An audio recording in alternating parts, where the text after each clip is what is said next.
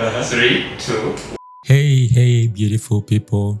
I'm excited to be back here with you. Welcome back to the Deep Within podcast. I'm grateful for all the support, for you watching these videos and commenting and sharing them and suggesting topics to talk about. I'm very, very grateful, and I'm glad that we get to do this once again. I'm here and I'm at your service.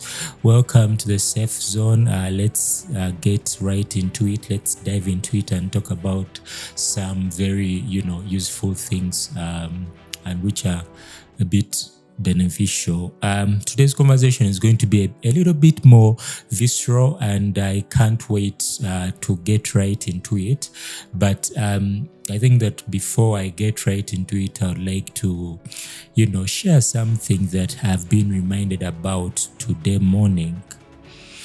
The fact that, I need to gather my thoughts about this one before I even say it. So you know how you might feel like you're sidelined out of somebody's life. You're not getting the attention from the people that you think you should get it from. I've just been reminded that, it's not entirely about you all the time. I think that people have the right to admit and to dismiss out of their lives the way that they want to, or the way that serves them. I think that it's important while we feel aggrieved by people, where we feel left out. I think when that frustration piles on, I think it's important to remember that it's not entirely about you, and another person's life cannot be entirely about you. That is just an afterthought, so to speak. It has nothing to do with today's conversation. I just wanted to collect my thoughts about that and share them with you, just to keep them on the record. I think it helps me also to sort of, put the blocks together in my head, so to speak. So welcome once again. Welcome. I'm grateful for the subscriptions. I'm grateful for the support. I'm grateful for the encouragement, and I can't wait for us to get into it.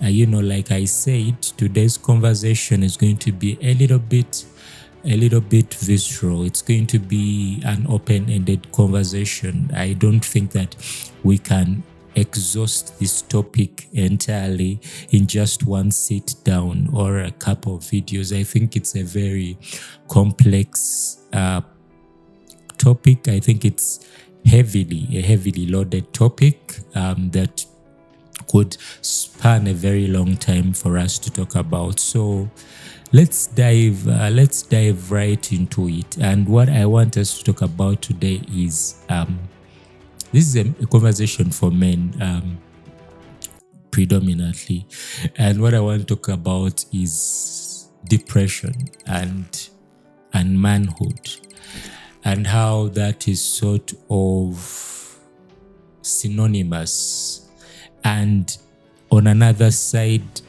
it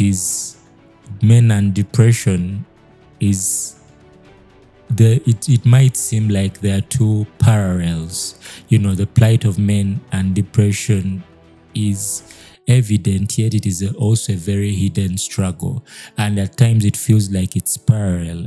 At times it feels like it's an alien thought to men to be depressed. And we're going to get into a little bit of that and why that is so, and why things are the way they are, and why someone would say men and depression are synonymous, and also in the same breath say that men and depression are such a parallel and alienated thought.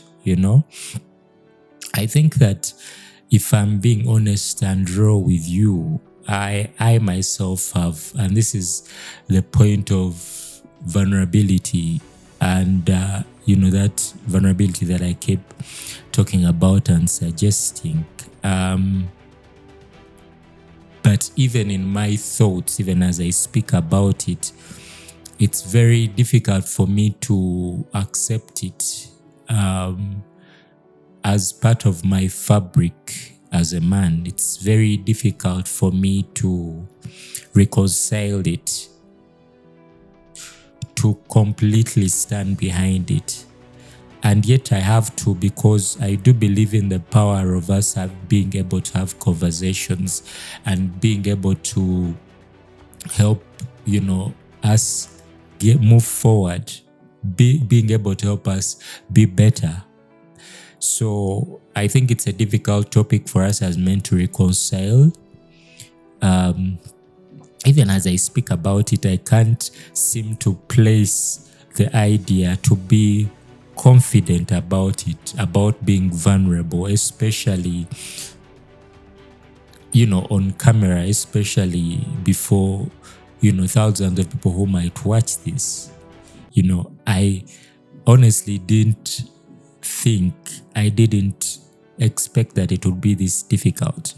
When I conceived this thought in my head, I didn't think that it would be this way. I didn't completely envision it this way. And even as I try to say, I'm sort of imagining all the, all the drawback, all the, the fireback and the criticism that might come with it, that might come with a man admitting that they have been depressed before or that they've struggled with depression. All the name calling and all the, the suggestions that is weakness, that is shameful to say, that is embarrassing, that is unfortunate for a man to think about it that way. But I know that also at some point, and if for us to ever be anything, we have to step out on the front line. We have to step out on the frontier of any change we want to make, of any decisions and any discussions we want to have. I think that we have to start somewhere. And so that's why I'm saying that I didn't envision it this way, me talking about it, that I must admit that yes, I have previously been depressed myself. I think that I've gone through it.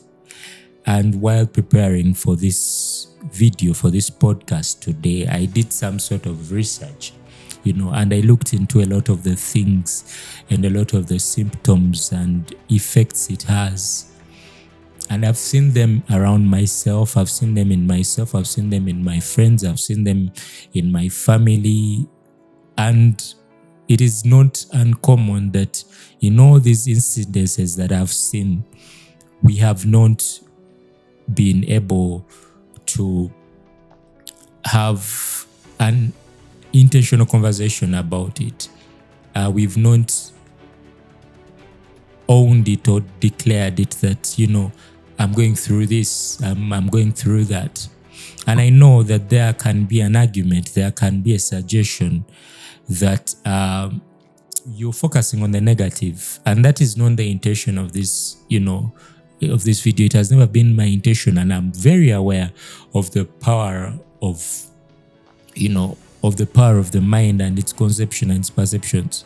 But I also feel like we need to have these conversations to be aware, to claim not in a way that defines and entirely encapsulates us and makes us that which we are thinking or which we are mindful of, but to be proactive, to be aware, to be sensitive, to be able to make the change, to be able to do the necessary work to get better rather than just completely ignoring a thing. So I think that there are two completely different things: to conceive something and to think about something in a way that is, proactive, in a way to get ahead of it rather than, thinking about it in resignation.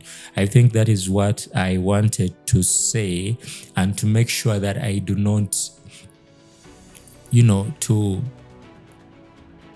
to requint myself of that, of that persecution that might come, that I'm trying to encourage conversation about, conceiving something and accepting depression as your identity. No, I'm not talking about it in the sense of resigning to it, but I'm talking about it in the sense of being proactive to it and working against it and making sure that it doesn't consume us. All right.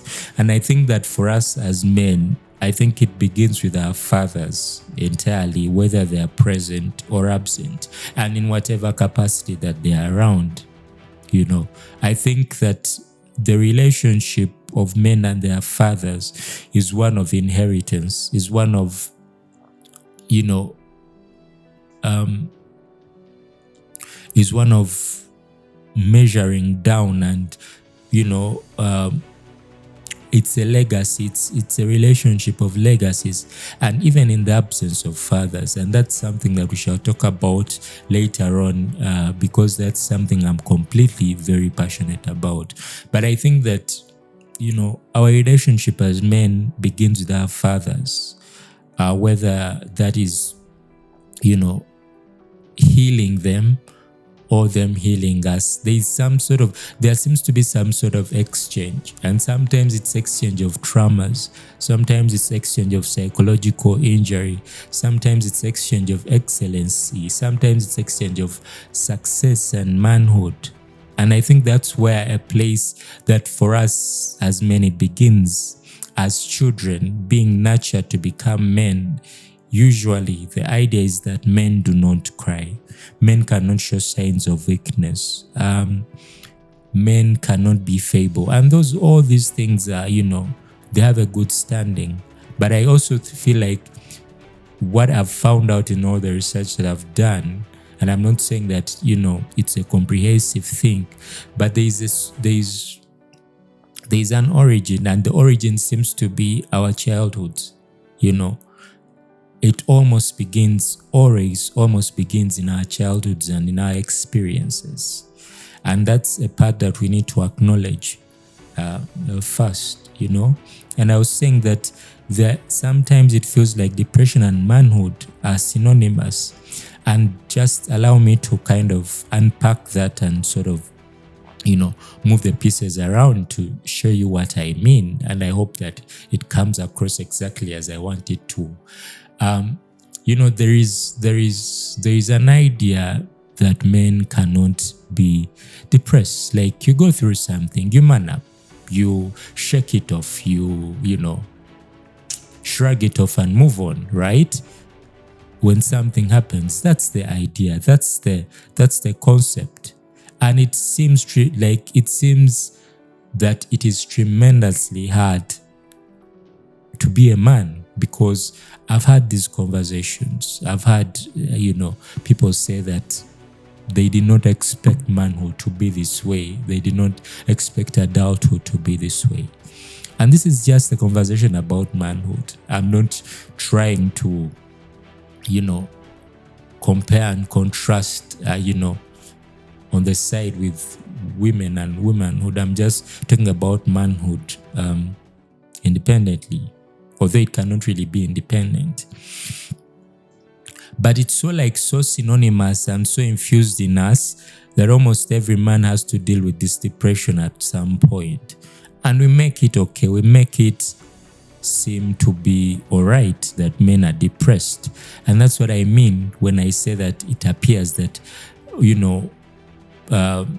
manhood and depression are synonymous. Because if you walk up to any man right now and ask them, 10 men, and ask them if they're depressed, 9 out of 10 might say they've never been depressed, even when they're going through something at that time, even when they have a childhood trauma that still lingers and influences their decisions. It influences their actions. It influences how they understand intimacy with women and how they treat their children and how they pour themselves and completely blind themselves from the world and give all their focus and bury their heads in their work, And that's how it's synonymous. It is like, it's second nature, like to feel a certain way as men. And that shouldn't be okay, I think. That shouldn't be all right. I think that it becomes too commonplace that we just learn to live with it. We just learn to live with the trauma. We just learn to live with the malady, so to speak. And on the other hand, it is not acceptable for men to be depressed. And that is from the angle of talking about it, or having conversations about it, or having admissions about it. That is the denial. So there is no reconciliation there. And whether we deny it or not, or accept it or not, acknowledging it or not, it doesn't change the fact that it lingers, that it influences our relationships, that it influences how we move as men, and, its effects are conspicuous and they cannot be denied. It's like an illness. It is present every day in our addictions as men, in men who have been violent, who have had, angry outbursts, who are self-sabotaging, who are worker, who are obsessed with their work. It has such an enormous effect, and I think the effect thrives on us not acknowledging it to solve it, but rather denying it and closing our eyes completely to it. And its effect is also very far, it is far-reaching, because even when we do not recognize it, it is passed down from generation unto generation. And I've had conversations about people who have, and this is usually commonplace with men, for us to have difficult relationships with our fathers. That's also another entirely different story to unpack. But I think that it has, it has a rolling effect.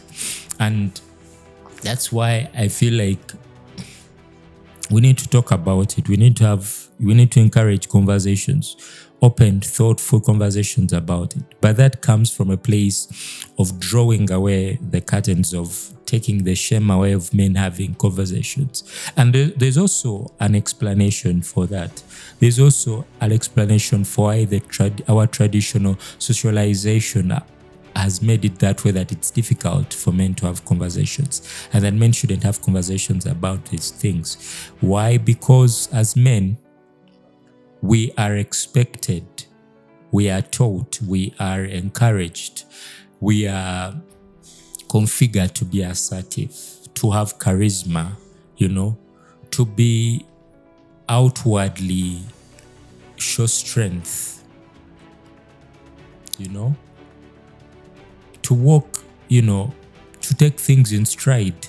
That is how our culture is. That is how our cultures are for most parts of the world, While for women, there's a lot of introspection.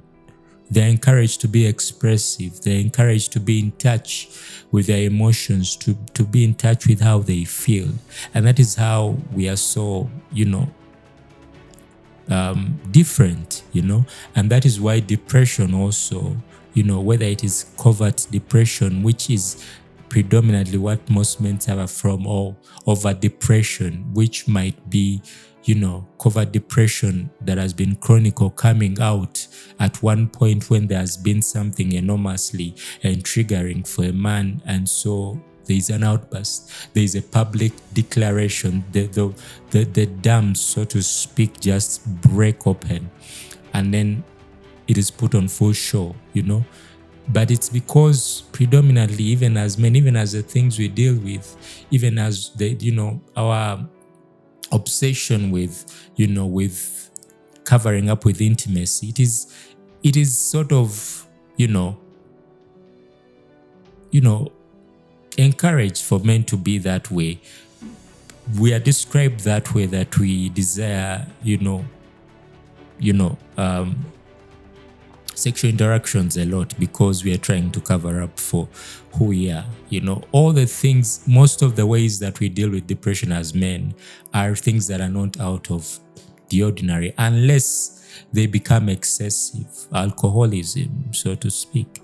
There's a difference from men who turn to alcohol for fun, and there's a difference with men who turn to alcohol, to, so to speak, to restore the baseline, while some men might go to many of these activities to sort of get enjoyment from it. There's a group of men who go there to sort of come out of the depression, out of the valley, so to speak, to return to the baseline of how things are supposed to be. And so predominantly the society and how it is organized is because of that. It's because there is such a separation on how women and men are encouraged to come across in society. And so for us as men, that makes us shun that part of us, to keep it away. And whether it has been injured, whether it has been traumatized, whether there is a need for that area of our lives to recover, we are not easily, it's not easily accessible to us because we do not predominantly reside in that space of emotional intelligence and emotional awareness. And so I think that is also why there is recently an increase and a desire for women for men to open up, for men to be more vulnerable.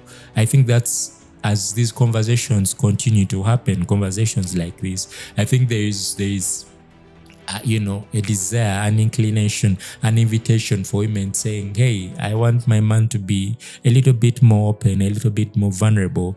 And I think that there is a place for grace. Before I say what I'm going to say next, well, I think that, yes, now I understand why this is. Because I've felt like most women ask for this vulnerability and this access to men and abuse it, and they do not know what to do with it. But I do realize that we are just beginning to have these conversations. We are just beginning to encounter them, even though there are people who have gone ahead of us, having these conversations. But for most of us, and for most of our areas, and for most of our traditional settings, these conversations are just beginning to happen. And I think that there's grace to be extended for women to, to learn how to handle men in those situations. And I think that, we're just beginning to have those conversations and just beginning to venture into those areas. So there's a lot that has to be, to be changed. And it is also how we handle, this pain and all this pain from depression, because women have a tendency, because of their introspection and their predisposition to inwardly look, to hold themselves accountable, especially for their emotional mishaps. They tend to internalize pain. And why? And while for men, we tend to, externalize it because we do not go to that place. Most of us, those doors are shut. They are sealed shut. And so pain we only know to take outward, but only in ways that we know are not shameful. And anytime we feel a bit of shame, anytime we feel the victimization of feeling like we are depressed, we need to find things that cover up that shame. We need to find buffers. We need to find enhancers. We need to find the alcohol. We need to find the gambling. We need to find women. And I think that's how we sort of, try to externalize the pain. So I guess you see what I mean when I say that it's not out of the ordinary for men to be depressed. It's quite a mind, churning thing to think about, is that it's pulling in both sides. You're on both ends, in both directions. Because in one direction, men cannot be depressed. In another direction, men are certainly depressed. It's so in them that they do not even recognize that it is happening, And that's why I think it perpetuates trauma. That's why it's easy for us men to perpetuate trauma from generations and generations. And I read somewhere, and someone was daring enough, and this is an attack. I think I wouldn't think of it as an attack, but I think that it's a place for us to have a conversation.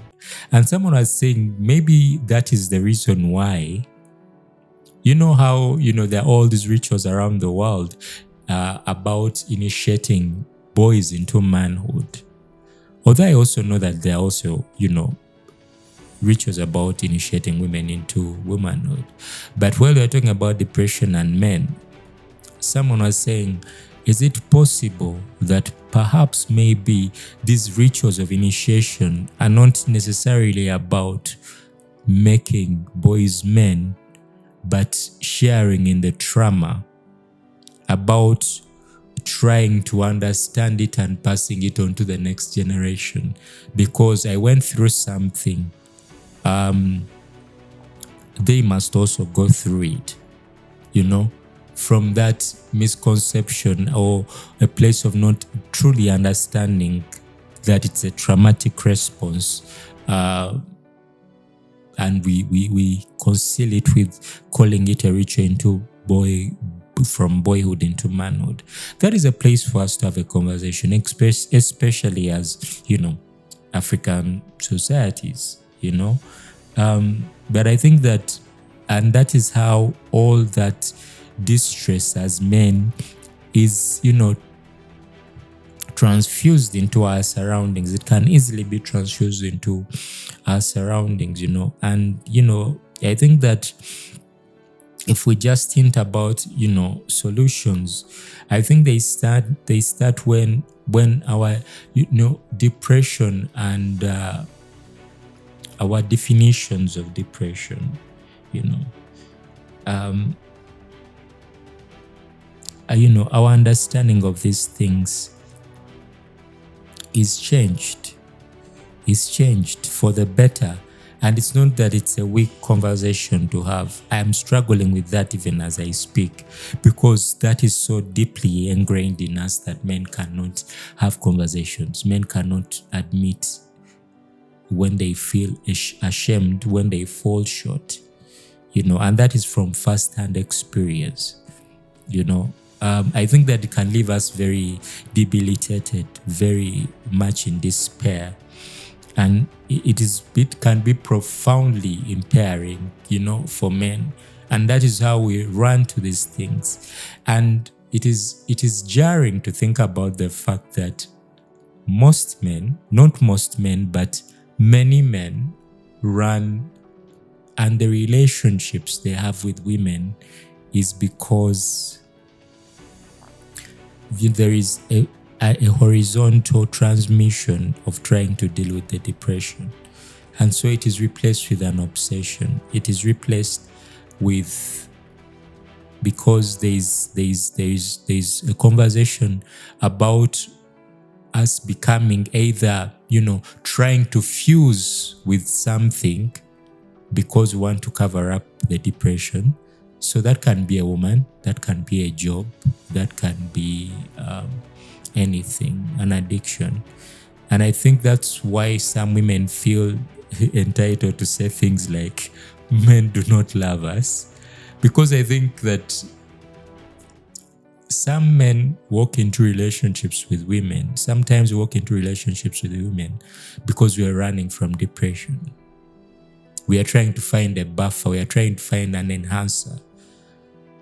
And it entirely comes from our self-esteem, because depression seeks to tear that away. That we become, while that happens, while it rips us apart, it inflates us with an obsession with ourselves.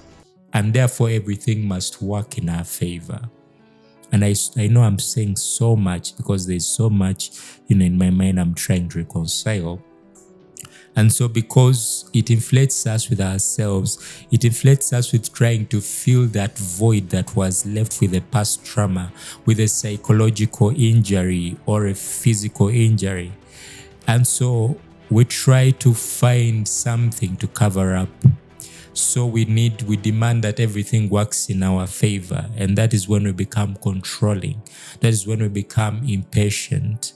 That is when we become overbearing as men. That is when we become,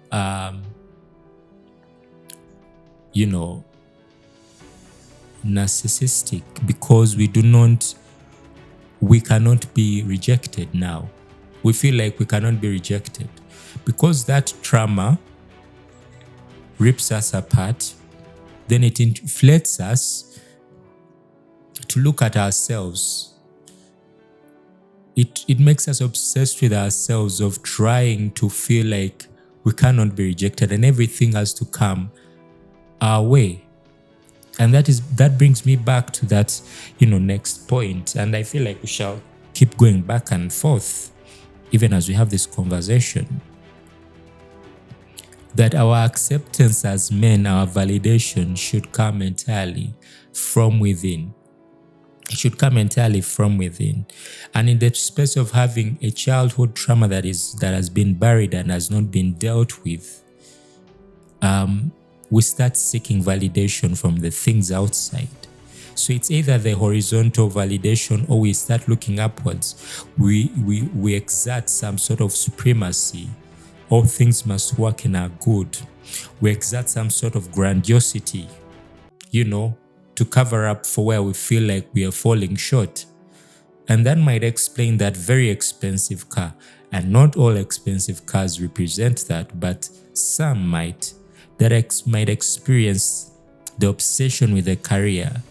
That might explain the neglect of the family man from his family, the alienation of a man from his relationships, because now we are struggling with that.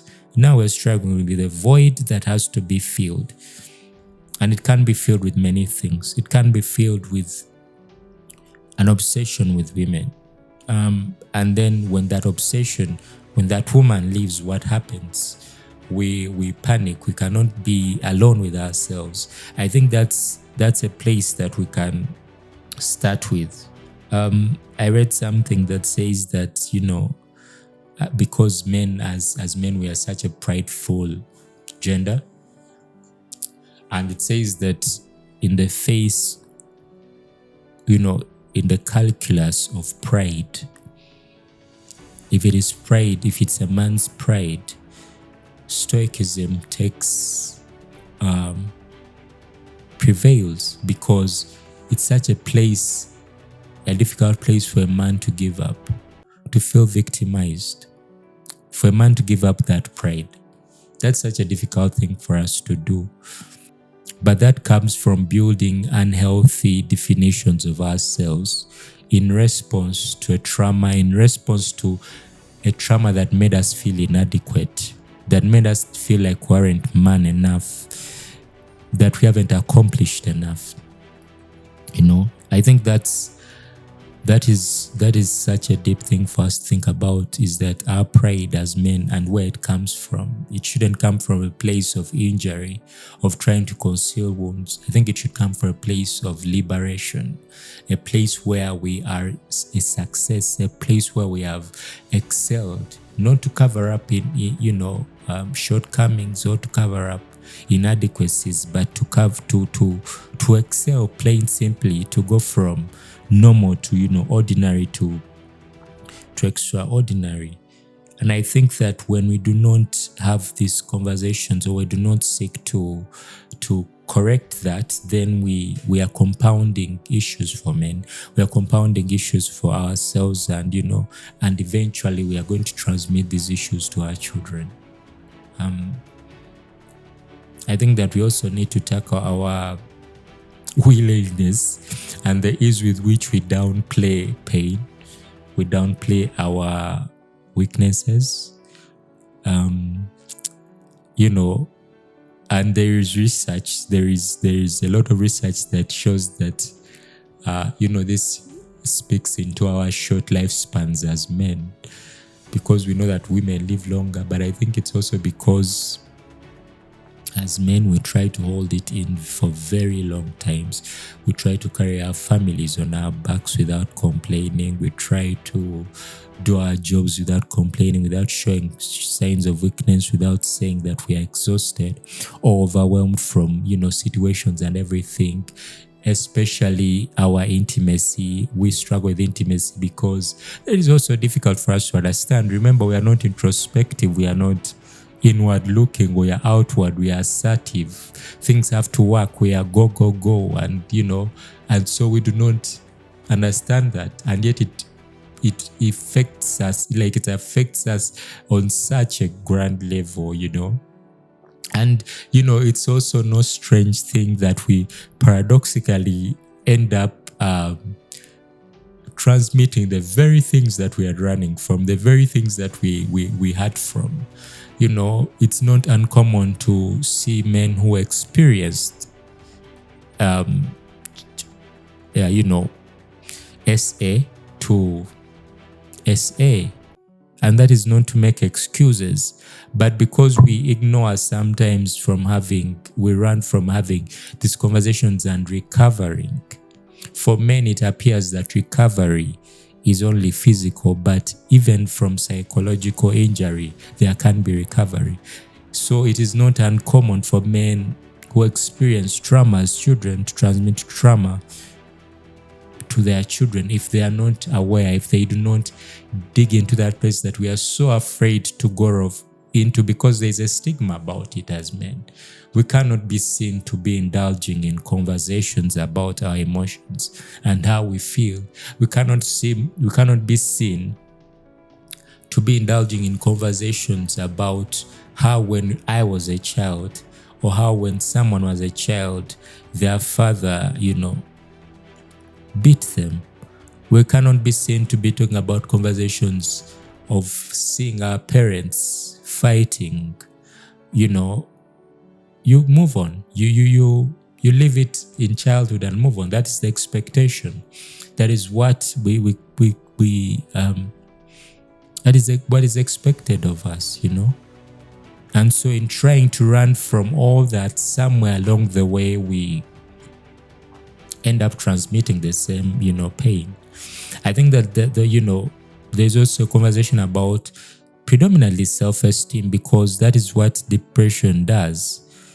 It takes that esteem away, that ability to do things, brings a paralysis that cannot be explained.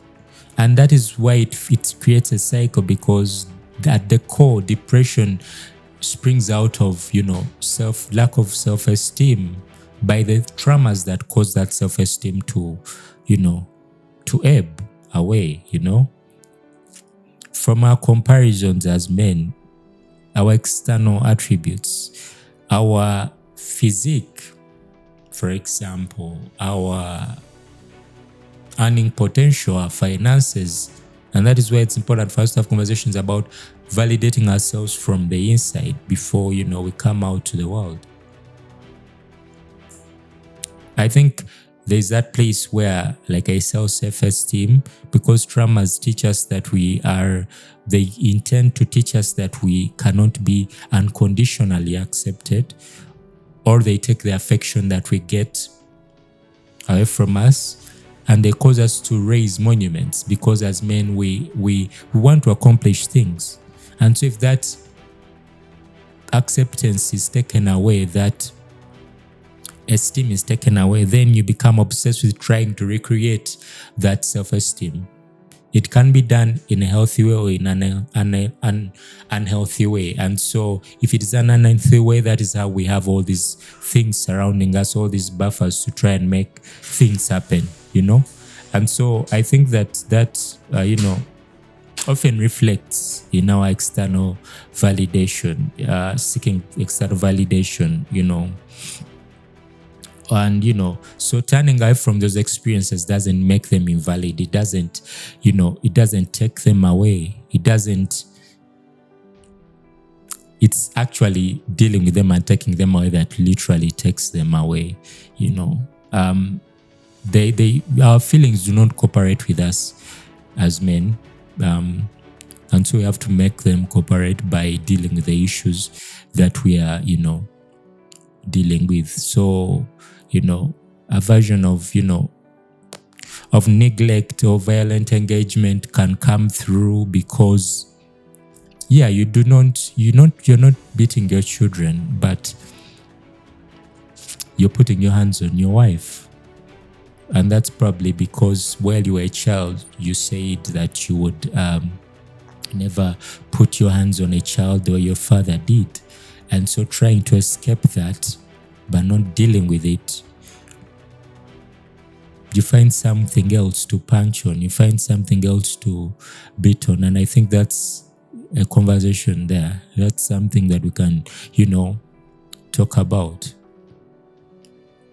And so it cannot be managed and denied.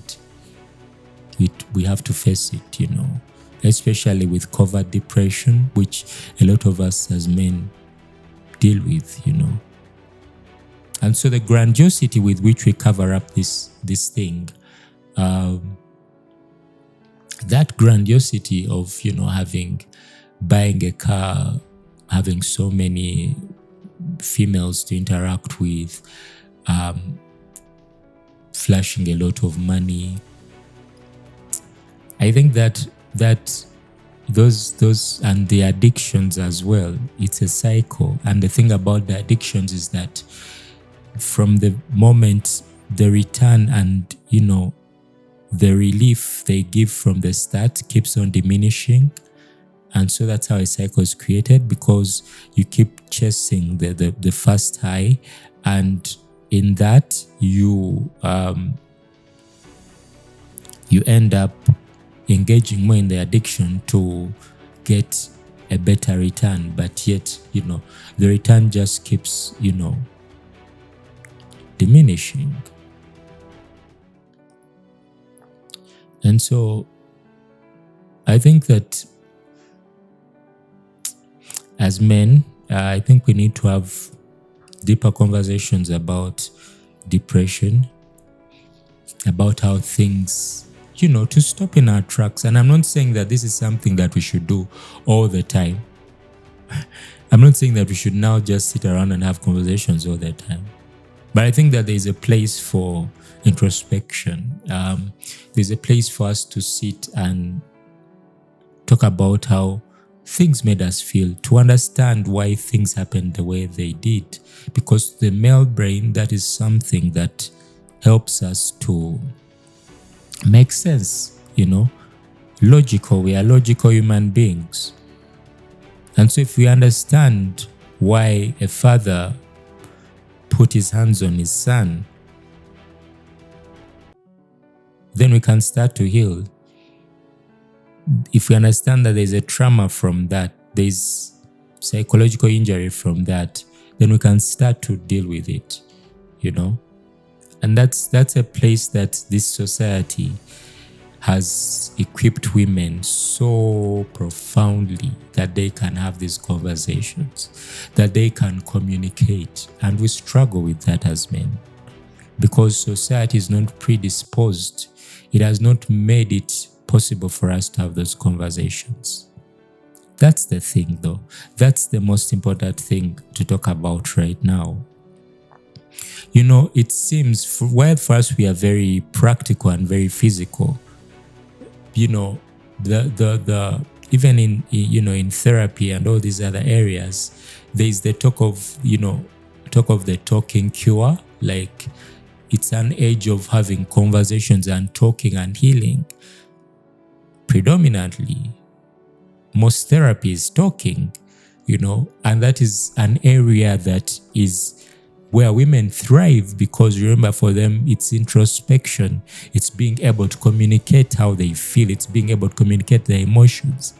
So how do you put a man in that place and expect them to thrive? And I think that's the change. That's the progress that needs to be made. These are conversations that we need to have, to make it more, to make therapy more,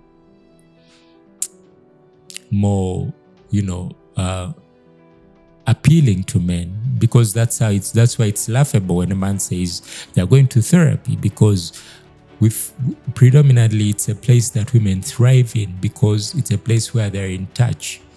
I think there's a lot of work for us to do there, to get into places where men can have understand healing and therapy in ways that are practical to men, because we are the assertive kind, we are the guys with the strength, we are the ones expected to have charisma. And so I think that's a place for us to go. That's a place for us, to look on, because I think we are doing a lot of work in spending tremendously in grandiosity and hiding, warding off victimization, and not accepting to have shame and have to be, embarrassed from something that happened to us, to cover it up, because men don't do that. Men do not talk about the emotions. Men are not weak. Men cannot be this, they cannot be depressed, I think that is, accepting and accepting to carry, carrying disavowed pain is, I think, the first step to restoration, and I know, like, sometimes it can feel like carrying a hot stone, but it's only temporary until, there's a rain of healing that washes over you and it's no longer as hot. And I think I want to, end this with saying that as men, we need to think about recovery, tremendously think about recovery. It's not okay that you feel exhausted all the time. It's not okay that you feel a deep pain in your chest all the time. It's not okay that you feel unseen as a man, that you feel unheard. It's not okay that you feel you need to be in control of everything. It's not okay that you cannot be rejected, that every woman must accept you, All these things spring from places that we've encountered as men. And because we feel and we've been taught that nothing bad can happen to a man, so we are, even when bad things happen, we normalize them. We say it's okay, that it's okay to surround men with toxicity, that it's okay for men to be abused by women, emotionally, to be manipulated. He's a man, like you're a man, you just have to take it. I think that's not okay. I think that we need to become more aware. We need to intentionally deal with ourselves before we endanger ourselves, before we put ourselves in despair, before we become despondent and lose our selves to all these situations that surround us. I think as men, we need to take stock. We need to be able to sit with ourselves, just us, with no accompaniment, with no addiction, with no women. And that also speaks to why sometimes we run to that relationship, because we are afraid to be alone. We don't know what we'll have to face. We don't know what we will encounter. And we leave that place vague and void. But ignoring it doesn't mean it goes away. It's like shutting your eyes in darkness. Doesn't mean the darkness goes away because your eyes are shut. I think that we need to actively desire to be helped, to feel better about ourselves, and to win. So I just feel glad that I've been able to talk about this with you. Thank you very much for watching. Hope this was helpful. Hope this was a good time for us to sit down and have a conversation. Remember to share, remember to subscribe, to comment, and let's keep the conversation going in the comments as well. And I hope to see you on the next conversation. Be blessed.